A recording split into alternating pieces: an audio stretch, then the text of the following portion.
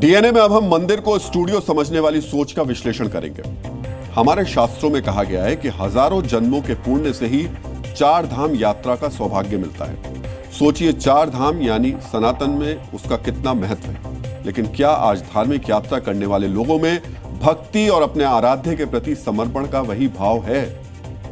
ये सवाल हम क्यों पूछ रहे हैं, इसका विश्लेषण आज हम विस्तार से करेंगे। लेकिन आपको यह समझना होगा कि सनातन धर्म है, कोई मजाक नहीं है। मंदिर हिंदू आस्था का केंद्र है, कोई अखाड़ा नहीं है कि पहलवानी दिखाने जाए। फिर आप में और उस तजम्मुल में क्या फर्क रह जाएगा जो कांवड़ रूट पर पंडित जी वैष्णव ढाबे में गोपाल बनकर काम कर रहा था और हिंदू आस्था से धोखा कर रहा था। सनातन के दुश्मन वो लोग तो हैं ही जो अपने फायदे के लिए अपनी पहचान छिपाकर, अपना नाम बदलकर श्रद्धालुओं के साथ छल कर रहे हैं।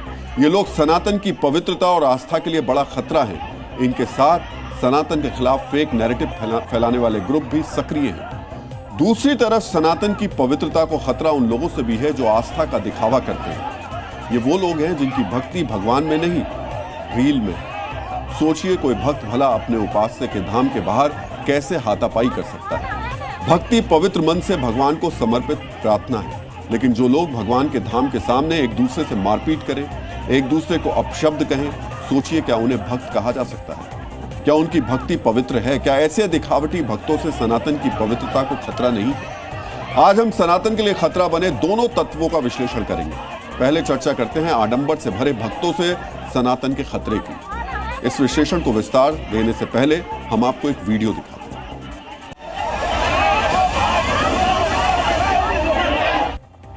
आपने जो वीडियो देखा और इस वक्त देख रहे हैं उसमें मंदिर दिख रहा है। ये बद्रीनाथ धाम का मंदिर है। मंदिर के प्रवेश द्वार के सामने फोटो खिंचवाने के लिए श्रद्धालु मारपीट कर रहे हैं। आसपास खड़े दूसरे श्रद्धालु इन्हें रोकने की कोशिश करते हैं, लेकिन मारपीट नहीं रुकती। कुछ लोग इस मारपीट का वीडियो भी बना रहे हैं। कहा जाता है कि भक्ति पवित्र मन से ईश्वर की आराधना है। क्या इन तस्वीरों को देखकर हम कह सकते हैं कि भगवान बद्री विशाल के धाम पहुंचे?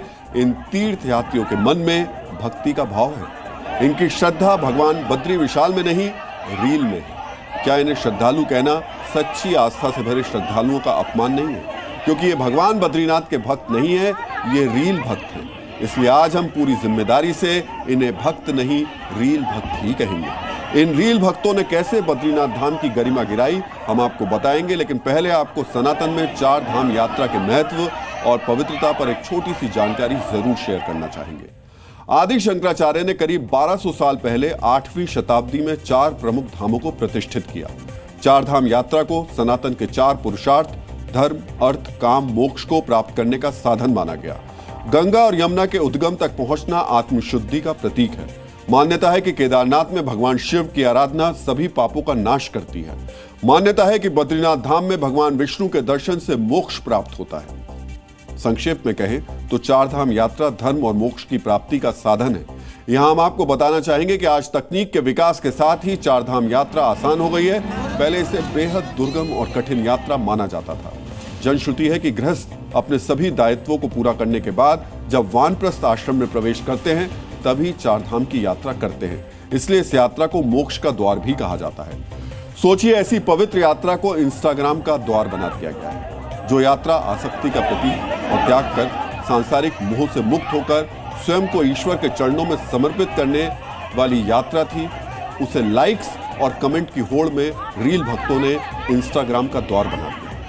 रील में दिक्कत हमें क्या आती है, जब वो रील बनाते हैं उस समय जितनी भी भीड़ हमारे पास होती है उससे भीड़ रुक जाती है। सभी भीड़ उनको देखने लग जाती है। मैं समझता हूँ रील बनानी उचित नहीं है। आप बनाइए, मंदिर के बाहर बनाइए। बद्रीनारायण की आध्यात्मिकता, बद्रीनारायण की पौराणिकता, बद्रीनारायण की जो है प्राचीनता को तार तार करने का जो उन्मादियों के द्वारा सोशल मीडिया पर रील बना करके जो अपनी लोकप्रियता हासिल करने के लिए इस प्रकार के विचारधारा के लोगों के ऊपर अंकुश लगना चाहिए।